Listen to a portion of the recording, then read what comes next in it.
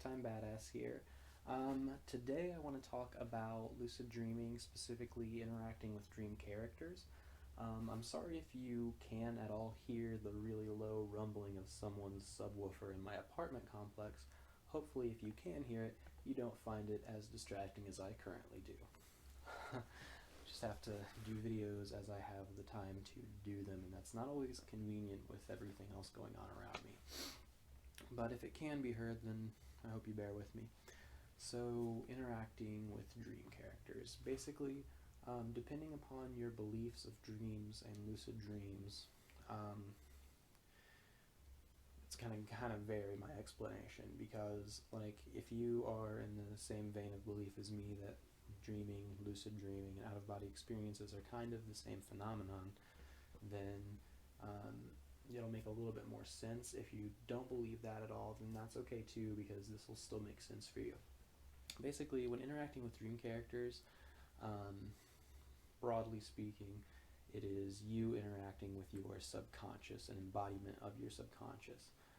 This could be true for out-of-body experiences as well, but like it just kind of depends. So like if you're in an out-of-body experience that is objective, then you'll be interacting with other beings in the astral realm. But if you are in a completely subjective astral out-of-body experience, then it's going to be you interacting with embodiments of your subconscious as well. But kind of narrowing this specifically to dreams and going at it from an idea that is you're speaking to your subconscious. So we're going to go and kind of explain this on a subjective level rather than objective. So basically, your subconscious can be a good source of information, particularly about your own habits, your own mind, etc. But it can also be a really good source of nothing. I say that because, like with dreams, I'm sure you know, lucid or not, you're going to encounter dream characters that are dull and have absolutely nothing of value to say, but you're also going to encounter dream characters that have really meaningful things to say that can help you in your own life, and it can also open you up to parts of yourself that you maybe weren't aware of consciously, or some things that you've kind of pushed down a little bit and ignored, and these are things that are surfacing in your subconscious and they're relaying it to you so that you can make a change in your life, and I think it's really important to do so. Excuse me. But basically, one thing that I think is really overlooked with dream characters, because in lucid dreams particularly, we can get carried away with controlling everything and just only doing what we want to do. And if a dream character comes up, then it can become something where it's like, I'm going to make you this, or like turn into something, or I'm going to make you do something, or just make them go away in general. This, for me, is kind of discouraged. I mean, it's fun to change things and other things every once in a while, but I would base that based on what type of dream character that you encounter, because if you encounter a dream character that's really profound, you wouldn't want to just turn it into something or send that dream character away, because you can learn from it. But if it's just a dream character that really has nothing of value to say, then I would do what you would with them. But basically, one thing I think that is overlooked when interacting with dream characters is you have to understand you are interacting with yourself. So they are to be dealt with in a manner that you yourself would like to be dealt with in any instance. So you really don't want to upset your subconscious, because I've done this myself when my subconscious was being difficult in a time where I shouldn't have been so controlling over the dream, and I really kind of messed things up for me for lucid dreaming for a short period of time. So it's important that we heed the important aspects of our subconscious to better ourselves, to learn that sort of thing. But it's really imperative that no matter what we're doing with a dream character, you want to be polite, I guess. So if they're bothering you and you would just rather them go away, explain that. I mean, it depends on, really, it varies. It depends on what level of control you have over your dream, what would happen at that point. But certainly don't do anything to damage your subconscious view. of yourself, because how you interact with your subconscious is still a reflection on how you interact with everything, like in day-to-day life. So if you're really shitty to your subconscious, then, I mean, in my experience, it counts just the same as being really shitty to like an actual person. And another reason why I think it's important to be polite to your self-conscious is that if you are, again, depending on belief, if you are in an experience where it's like, okay, I'm dreaming, or out of body, depending on your beliefs on that. So let's say that you're dreaming, and I guess this now is focused on the statements that follow this are going to be based on a more objective level. So like, let's say you're in a dream that's more objective than subjective, and at that point it's like you could encounter, like, you're in a dream, but you can still encounter other beings. They're interdimensional beings, things of that nature. So that's also another reason why it is important to be nice to them. So like, if you encounter what you may think is a dream character and you're very shitty to them, if you're having an experience that's more objective rather than subjective, you're going to be actually doing these things, trying to force the hand or change or, rebuke something, or that is actually a person, someone.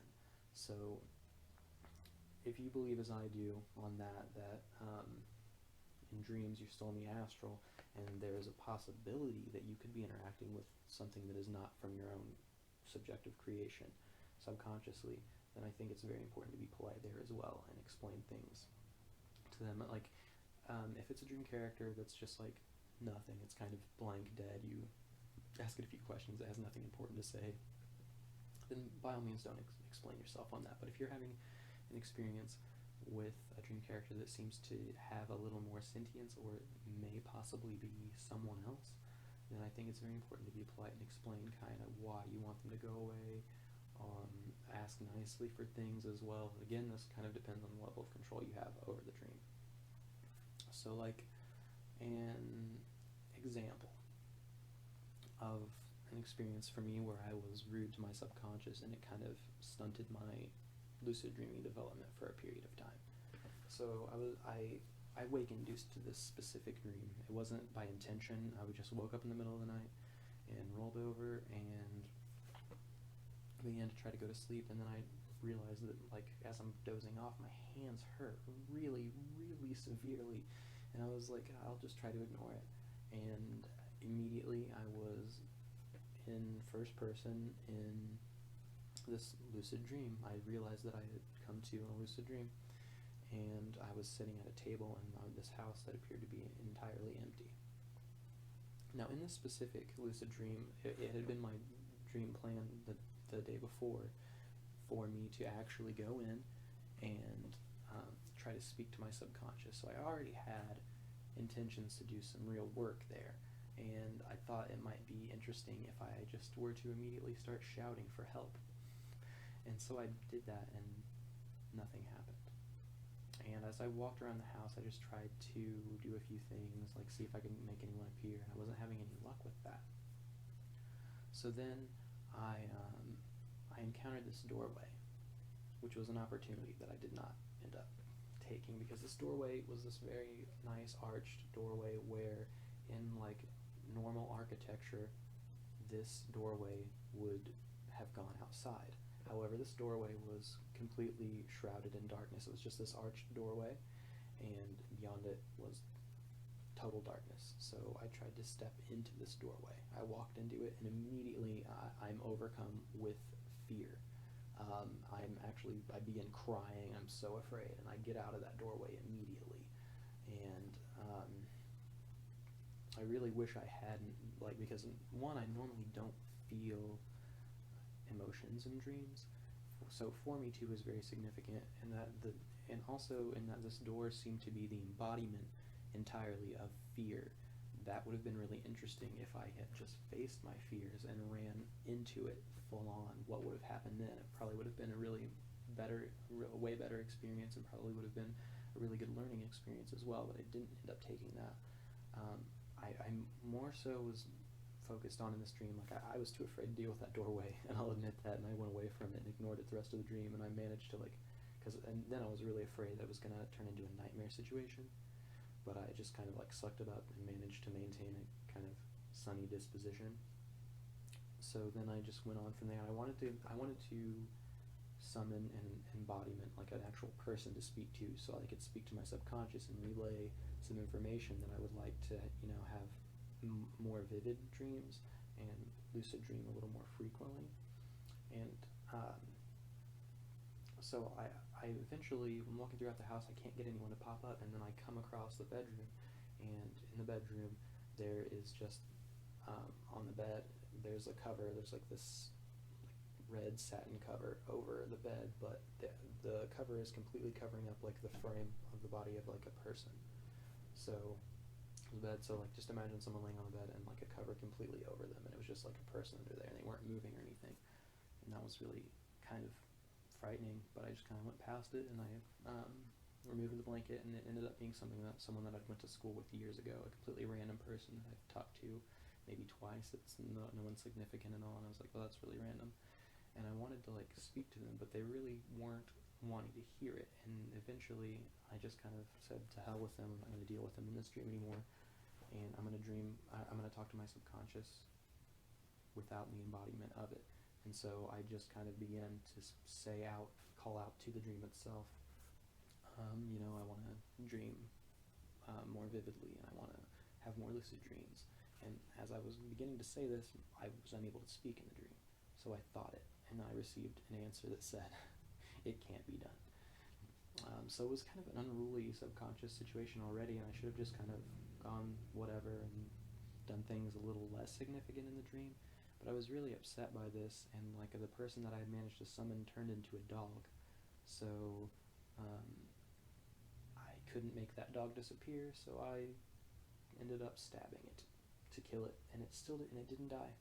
And that was the worst, and it was like yelping out, and it wouldn't die, and it was awful, and I felt awful, and my subconscious was pissed at me for quite a long time. So I'm not going to do anything like that again. I haven't done anything like that since. You want to have a good interaction with your subconscious. Basically, interacting with dream characters is my main thing I want to get out. Deal with them how you want to be dealt with.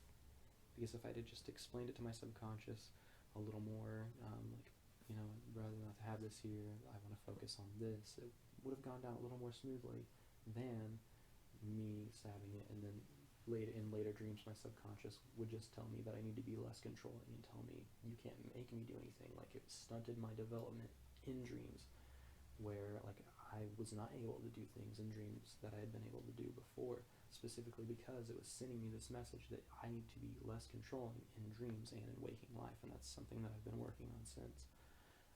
So opportunities do present themselves within dreams for you to identify problems that maybe you didn't know you had, and then take care of those problems efficiently in your actual life as well as your dream life. So I would definitely recommend using the tips that I've given you. But yeah, I think that's mainly all I wanted to say on that, and I hear someone, so I think that this video will come to a close really shortly, whether I want it to or not. So thanks for watching. I'm Spacetime Badass. Please rate, comment, and subscribe.